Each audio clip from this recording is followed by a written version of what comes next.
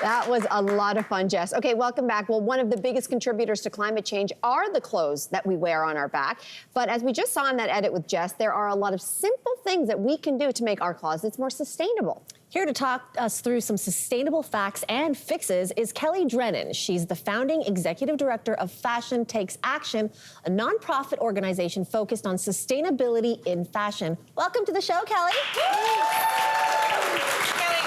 I think we should kick off this conversation with a reality check. So you say that fast fashion is only getting faster and that the impact on the environment is only getting worse. So put this into perspective for us. Yeah, sure. Well, the fashion industry is one of the most polluting industries in the world, and it's accountable for 4% of total global greenhouse gas emissions. Now, 4% doesn't sound like a lot, but it's actually more than the total combined of global aviation, shipping, and rail. And as things get faster, the industry is making more. In fact, 100 billion new garments are made every single year. That's enough for 15 new garments for every person on the planet. And we buy 60% more clothes today than we did 20 years ago.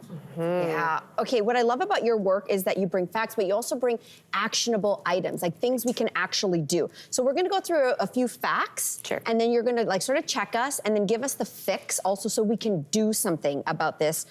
So we're gonna start with the transportation of clothing. Not something maybe a lot of people think about often. You say this is, though, a huge factor in clothing's carbon footprint. So how so? Yeah, well, the average t-shirt's made in 7 countries. So I know. So think about the fact that we don't grow cotton here. So a country would grow the cotton, and then it might be sent to another country to be spun into a yarn, and then woven into a fabric, and then made into a garment. So all of that adds up to the tune of 25,000 kilometers before it lands on your back. That's 5 trips across Canada. Wow. For one t-shirt? For one t-shirt.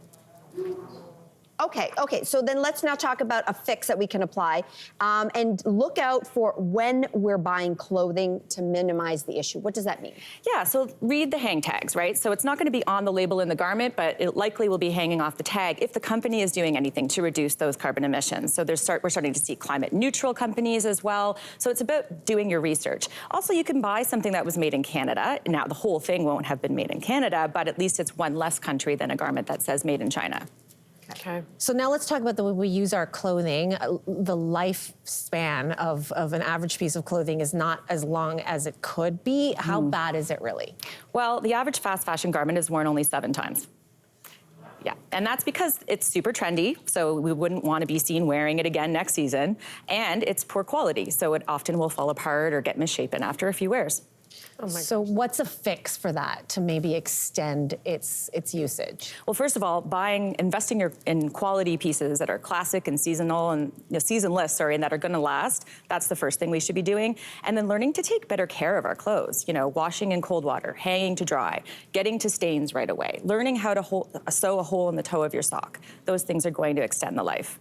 Okay, so one of fashion's biggest impacts on the environment is waste. So if we zero in on this country in particular, how much do Canadians contribute? Well, we did a study a couple of years ago to find that out, and it's actually 500,000 tons of our unwanted clothing that goes into Canada's landfills every single year. Wow. So that's the fact. Okay. So if what's the fix for this? What's getting rid of our clothes responsibly? Right, we should be donating everything. I know the charities like to only receive gently used goods because they are going to make more money from it, but in fact, they still make money off of things that are stained and don't get, sold in the stores. So really, we should just be donating it all.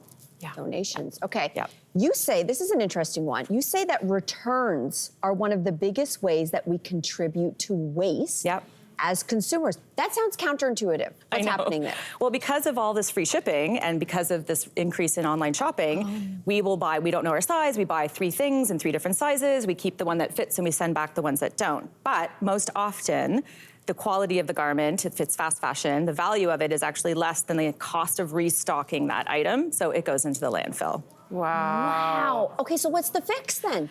Well, the fix is know your size. If you can get into a store and try it on, that's even better. But otherwise, using size guides on the company's website should actually help as well. Okay, so a lot of people, and by a lot of people I mean me, own more clothes than they actually wear. I am very guilty of this. So can you put that into perspective for us? Well, you're not alone. So the average person wears 20% of their closet 80% of the time. So we tend to go for the things that we're most comfortable in, that we know looks good on us, but then there's 80% of our clothes that are just sitting there not being worn. Best thing to do is a closet audit.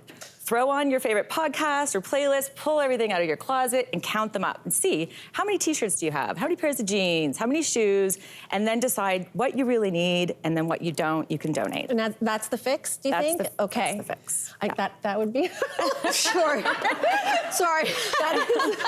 Or here's the thing, because listen, obviously you brought the facts and the fixes I get. I think that though when you buy investment pieces, because you're saying no fast fashion, you buy the investment pieces don't come out every Tuesday, right? They come out every like 6 months or whatever. So can I justify that with my investment pieces and not fast fashion? And even a closet audit will just help you get reacquainted with like why you bought an item in the first place. Right. Like you might have forgotten that it was even there. So it's just a good practice to have once a year. Okay, what about those websites where you have an investment piece and somebody else wants to invest in your investment piece because you're over the investment?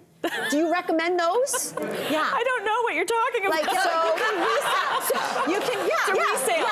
resale. Okay, yeah, for sure. Oh yeah, resale. Sure. Love a good resale. If you don't want to donate it because you did invest in it, then sell it. Consignment. Yeah, sure. do it up. Yeah. Okay, Kelly, this has been such a helpful conversation. Wasn't that great? So good. Everyone, don't go anywhere. We're going to be right back. Hey there! Wasn't that great? Do you know where you can find some equally good content? Our YouTube page. It's filled with discussions, debates, and some laughs. Head there now, like and subscribe.